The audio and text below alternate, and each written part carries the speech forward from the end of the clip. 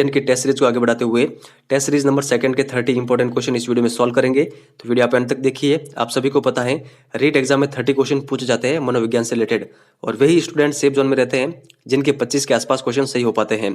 तो आप भी कोशिश करें कि इन 30 क्वेश्चन में से 25 के आसपास आप सही कर पाए। वीडियो के एंड में आपका जितना भी स्कोर बने वो कमेंट सेक्शन में जरूर शेयर करें। ईमानदारी के साथ हर क्वेश्चन सॉल्व करें, हर क्वेश्चन का आंसर कमेंट सेक्शन में दें। चलिए स्टार्ट करते हैं। हमारा फर्स्ट क्वेश्चन दे रखा है, एक बालक हैरी पॉटर का नवीन उपन्यास पढ़ रहा है, तभी उसके साथी आकर कहते हैं कि पसंदीदा सितारे की मूवी देखने चलो। वह निम्न स्थिति का शिकार हो जाएगा, बगनासा, कुंठा, अंतर्द्वंद या फिर तनाव। वो किस स्थिति का शिकार हो जाएगा ये आपको बताना है। हर क्वेश्चन के लिए आपको मैं 5 सेकंड का टाइम दूंगा, इसके बाद मैं आपको इसका आंसर बता दूंगा।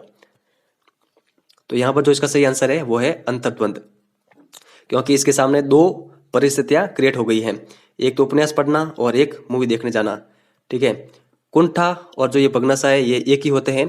इसका अर्थ होता है जब व्यक्ति बार बार प्रयत्न के बावजूद भी सफल नहीं हो पाता है तो वो कुंठित हो जाता है, बगनासा का शिकार हो जाता है। ये आप ध्यान रखिए। तनाव क्या होता है, जब व्यक्ति समय की मांग के अनुसार कार्य नहीं कर पाता है तो फिर वो तनाव का शिकार हो जाता है। यानी आप 10 घंटे स्टडी करना चाहते हैं और आप 3 घंटे ही कर पाते हैं तो एक समय के बाद आप तनाव के शिकार हो जाएंगे। तो ये थोड़ी बहुत परिभाषाएं हैं, ये आप ध्यान रखिए।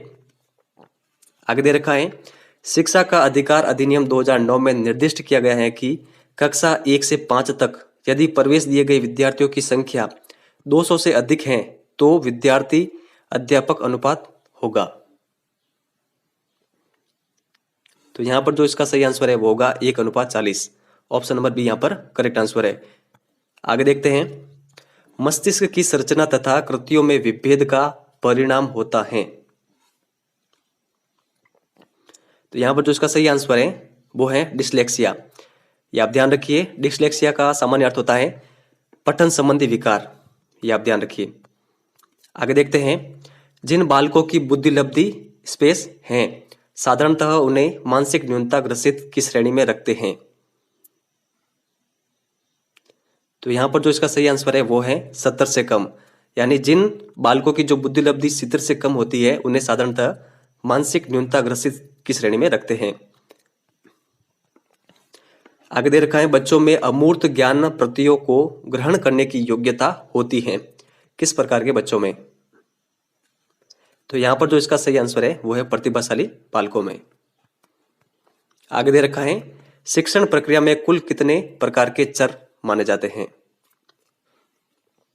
तो यहां पर जो इसका सही आंसर है वो है ऑप्शन नंबर ए, 3 चर माने जाते हैं, स्वतंत्र चर, आश्रित चर और मध्यस्थ चर। आगे दे रखा है, अधिगमकर्ता शिक्षण प्रक्रिया का कौन सा चर है।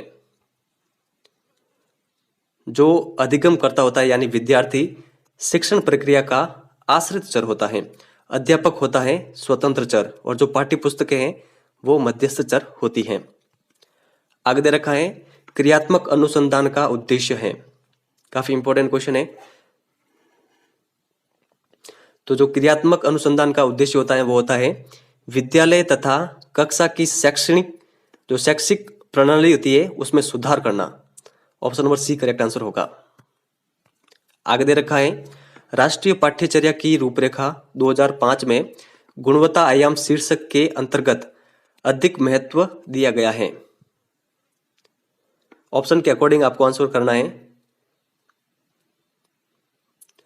तो आई होप आपने ईमानदारी से इस क्वेश्चन को सॉल्व किया होगा। इसका सही आंसर है ऑप्शन नंबर डी, बालकों के लिए संरचित अनुभव व पाठ्यक्रम सुधार को, ठीक है, इसको सबसे अधिक महत्व दिया जाता है। इसके अंतर्गत ही पाठ्यक्रम आ रहा है तो ऐसे शब्दों पर आप अधिक जोर दें, क्योंकि इसका नाम यही है राष्ट्रीय पाठ्यचर्या रूपरेखा। ठीक है, तो ऐसे शब्दों पर आपको गौर करना है, उन ऑप्शन को अधिक प्रायोरिटी देनी है। आगे देखते हैं, दृष्टि दोषों से युक्त बालकों हेतु कौन सी प्रणाली शिक्षा हेतु उपयोग की जा रही है। तो ये है ब्रेल लिपि। ऑप्शन नंबर बी यहां पर करेक्ट आंसर है। फिर आगे दे रखा है, दृष्टि विकलांग राष्ट्रीय संस्थान देहरादून किस वर्ष स्थापित किया गया है। तो दृष्टि विकलांग राष्ट्रीय संस्थान जो कि देहरादून में है यह स्थापित किया गया था 1971 में। ऑप्शन नंबर बी हमारा करेक्ट आंसर है।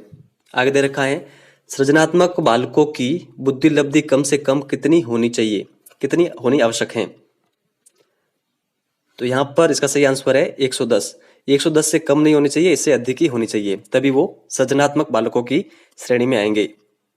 आगे दे रखा है, प्रतिभावान बालक शारीरिक, सामाजिक, संवेगात्मक दृष्टि से सर्वाधिक उच्च होते हैं। यह परिभाषा किस मनोवैज्ञानिक ने प्रस्तुत की है?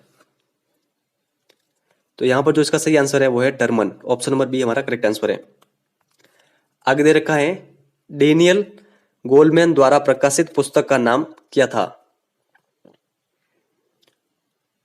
तो इनकी पुस्तक का नाम है संवेगात्मक बुद्धि, बुद्धि लब्धि से महत्वपूर्ण क्यों। ये आप ध्यान रखिए, ये पुस्तक है डेनियल गोलमैन की। आगे दे रखा है, संवेगात्मक बुद्धि शब्द का प्रयोग सर्वप्रथम किन दो व्यक्तियों ने किया था? यहां पर इसका सही आंसर है पीटर सैलोवे व जॉन मेयर। इन दोनों ने सर्वप्रथम संवेगात्मक बुद्धि शब्द का प्रयोग किया था। आगे दे रखा है, थॉर्नडाइक कितने प्रकार की बुद्धि का उल्लेख करता है? तो थॉर्नडाइक 3 प्रकार की बुद्धि का उल्लेख करता है। ऑप्शन नंबर सी करेक्ट है। कौन कौन सी? अमूर्त बुद्धि, सामाजिक बुद्धि और यांत्रिक बुद्धि। बुद्धि इन 4 शब्दों में निहित है। ज्ञान, आविष्कार, निर्देश और आलोचना। यह परिभाषा प्रस्तुत की है। तो यह परिभाषा दी गई थी बीने के द्वारा। ऑप्शन नंबर बी यहाँ पर करेक्ट आंसर है। चारों वर्ड आप ध्यान रखिए, ज्ञान, आविष्कार, निर्देश और आलोचना। आगे देखते हैं, एक नवजात शिशु में मूलतः प्रवृत्तियां पाई जाती हैं। कौन सी? ईगो, सुपर ईगो, इड या फिर उपयुक्त में से कोई नहीं। तो नवजात शिशु में पाई जाती है इड प्रवृत्ति। ऑप्शन नंबर सी यहाँ पर करेक्ट आंसर है। इसके अन्य नाम भी मैं आपको बता दूं। जो ईगो है, ईगो को मानवीय प्रवृत्ति भी कहते हैं, ये आप ध्यान रखिए। जो सुपर ईगो है इसे देवीय प्रवृत्ति भी कहते हैं। इड को पाश्विक प्रवृत्ति भी कहते हैं, ये आप ध्यान रख सकते हैं। आगे देखते हैं, काफी इंपॉर्टेंट क्वेश्चन है, निम्न में से कौन सा प्रकार शेल्डन के व्यक्तित्व सिद्धांत में सम्मिलित नहीं है? काफी इंपॉर्टेंट क्वेश्चन है, इस तरह के क्वेश्चन देखने को मिले एग्जामों में। तो यहां पर जो इसका सही आंसर है वो ऑप्शन नंबर डी, चौकार। ये शेल्डन के व्यक्तित्व सिद्धांत के अंतर्गत सम्मिलित नहीं है। ठीक है, ये तीनों बताए थे शेल्डन ने, गोलाकार, आयताकार और लंबाकार। इंग्लिश में एंडोमॉर्फी, मिसोमॉर्फी और एक्टोमॉर्फी। तो इनकी जो विशेषता होती है वो बता दूं।